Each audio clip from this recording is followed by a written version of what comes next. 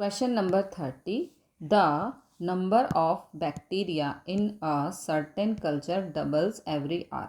If there were 30 bacteria present in the culture originally, how many bacteria will be present at the end of second hour, fourth hour and nth hour? किसी भी एक जगह पर कोई bacteria जितने भी पड़े हैं अगले 1 घंटे के बाद वो बैक्टीरिया डबल हो जाते हैं, फिर अगले 1 घंटे में उसका डबल हो जाते हैं। स्टार्टिंग में बैक्टीरिया 30 थे, सेकंड आर के एंड में कितने होंगे, फोर्थ आर के एंड में कितने होंगे, nth आर के एंड में कितने होंगे। तो अगर स्टार्टिंग में 30 बैक्टीरिया थे, 1 घंटे के बाद डबल हो जाएंगे, 60 हो जाएंगे, अगले 1 घंटे में उसके भी डबल हो जाएंगे यानी कि 120 हो जाएंगे। तो इसे हम लिखेंगे initially number of bacterias present. कितने प्रेजेंट थे बैक्टीरिया? 30। फर्स्ट आर में डबल हो जाएंगे यानी कि 60, सेकेंड आर में इसके भी डबल हो जाएंगे यानी कि 120। तो अगर हम इसका जीपी बनाएं तो ये होगा 30, 60, 120 एंड सो ऑन। तो ये हमने अपने हिसाब से बना लिया। अब उन्होंने जो पूछा है उसे हम फॉर्मूला से एक्सप्लेन करेंगे। तो ये हो गई फर्स्ट टर्म, ये हो गई आपकी फर्स्ट टर्म, और ये हो गई सेकंड टर्म, और ये हो गई आपकी थर्ड टर्म। ओके, तो ये आ गई थर्ड टर्म। तो यहाँ पर सेकंड आर का मतलब है A3 यानी कि थर्ड टर्म। ये थर्ड टर्म हमारे पास आ रही है। तो थर्ड टर्म निकालने के लिए फॉर्मूला लगेगा।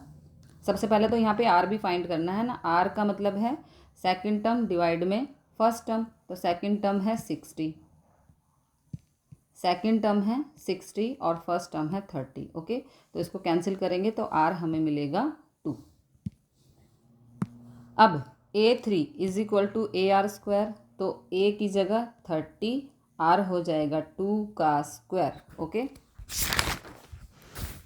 2 का square is equal to A3 आएगा 30 इंटू 4 यानी कि 120। A3 आ गया 120। अब नेक्स्ट कहा है फोर्थ आर यानी कि सेकंड हो गई। जो सेकंड आर के लिए पूछा है वो थर्ड टर्म। ओके, और जो फोर्थ आर के लिए पूछा है वो होगी फिफ्थ टर्म यानी कि फिफ्थ टर्म फाइंड करनी है। तो A5 is equal to AR की 4 हो सकता है। A हो गया 30, ओके, R हो गया 2, 2 की पावर 4, 30 इंटू 2 की पावर 4 होता है 16। तो फिफ्थ टर्म होगी 480। फोर्थ आर के बाद अब नेक्स्ट बोला है nth आर। तो यहाँ पे हमें फाइंड करनी है AN+1, इससे एक अगली है ना, N+1 इससे एक अगली। देखो सेकंड आर पूछा, सेकंड आर पूछा तो हमने थर्ड टर्म निकाली, फोर्थ आर पूछा तो हमने फिफ्थ निकाली। अब nth पूछा है तो हमें N+1 टर्म निकालनी पड़ेगी। तो अब इसका फॉर्मूला बनेगा AR और इससे एक कम, तो N+1 -1। ओके, तो ये हो जाएगा +1 से -1 कैंसिल, यहाँ पर आया AR की पावर n। तो AN+1 हो गया, A की जगह 30, R की जगह 2। अब ये आगे सॉल्व नहीं होगा, तो ये हुई हमारी nth R के बाद बैक्टीरिया। Question number 31.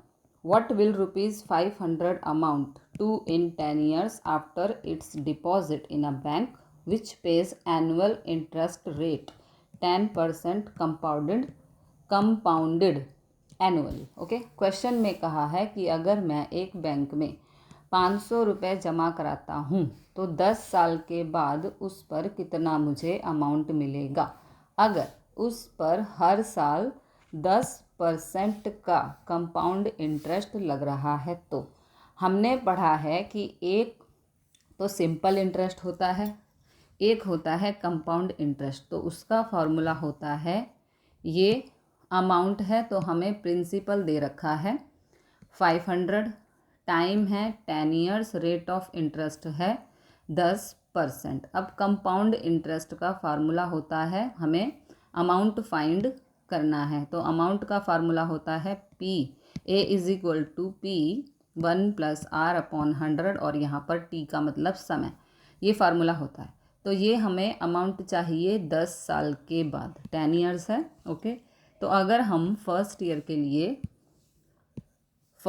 के लिए फाइंड करते हैं फॉर फर्स्ट ईयर, तो अमाउंट 500 1 प्लस, ये हमने फार्मूला पुट कर दिया, 500 1 + 10/100 और ये समय यानी कि 1 साल। ओके, तो यहाँ पर 0 से 0 कैंसिल हो जाएगा, इनका एलसीएम लेंगे, 10 एकम 10 + 1/10। ओके, 10 और 1 11/10 और यहाँ पर 1 0 से 1 0 कैंसिल हो जाएगी, तो 50 × 11 आएगा 550। इतने रुपीज़ मिलेंगे उसको 1 साल में। इसी तरह हम सेकंड ईयर के लिए फाइंड करेंगे। Okay, for second year amount बनेगा 500 1 + 10/100 और ये सेकंड ईयर मतलब 2 साल के लिए इज इक्वल टू 500। ओके, यहाँ पर भी 0 से 0 कैंसिल। ओके, अब इन दोनों का एलसीएम 10 एकम 10 + 1 में ये आ गया 10, 10 और 1 11/10। ओके, अब 11 का स्क्वायर 1 to 1, 10 का स्क्वायर 100 और यहाँ पर 2 0 से 2 0 हो गई कैंसिल, 121 पंजे हो गया 705। ये आ गया अमाउंट 2 साल में। ऐसे ही 10th ईयर के लिए, 10th year A is equal to 500 1 + 10/100 और ये 10, बिकॉज 10th ईयर के लिए फाइंड कर रहे हैं। तो 1 0 से 1 0 कट, यहाँ पर लेंगे एलसीएम, 10 1 ज़ा 10, 10 1 ज़ा 10 + 1 हो जाएगा 11/10। ओके, अब 11/10 को हम लिख सकते हैं 1.1। ठीक है, तो इतना अमाउंट 10 साल के बाद उसको मिलेगा। Question number 32, if arithmetic mean and geometric mean of roots of a quadratic equation are 8 and 5 respectively, then obtain the quadratic equation। Okay, तो हमें जब भी क्वाड्रेटिक इक्वेशन बनानी होती है, यहाँ पर अरिथमेटिक मीन 8 है, अरिथमेटिक मीन 8 है, ज्योमेट्रिक मीन 5 है। क्वाड्रेटिक इक्वेशन निकालनी है तो हमारे पास जनरल क्वाड्रेटिक इक्वेशन लिखने के लिए हमारे पास होता है x² - sx + p, where s is equal to sum of zeros या रूट्स और p प्रोडक्ट ऑफ ज़ीरोस या फिर रूट्स। ओके, तो अगर हमें रूट्स का सम और प्रोडक्ट मिल जाता है तो हमारा आंसर आ जाएगा। तो क्वेश्चन में बोला है अरिथमेटिक मीन और ज्योमेट्रिक मीन। ओके, तो अरिथमेटिक मीन और ज्योमेट्रिक मीन जो है रूट्स का वो 8 और 5 है, तो AM इज इक्वल टू 8 और geometric mean is equal to 5। तो अरिथमेटिक मीन तो हम लेट कर लेते हैं, let the 2 roots are A and B, तो इनका अरिथमेटिक मीन होगा A + B/2, जो हमें 8 गिवन है। A + B/2 is equal to 8, cross multiply करेंगे तो ये मिलेगा A + B is equal to 16। अब geometric mean is equal to √AB होता है, ये हमें दिया है 5 is equal to √AB, squaring both side कर देंगे, दैट इम्प्लाइज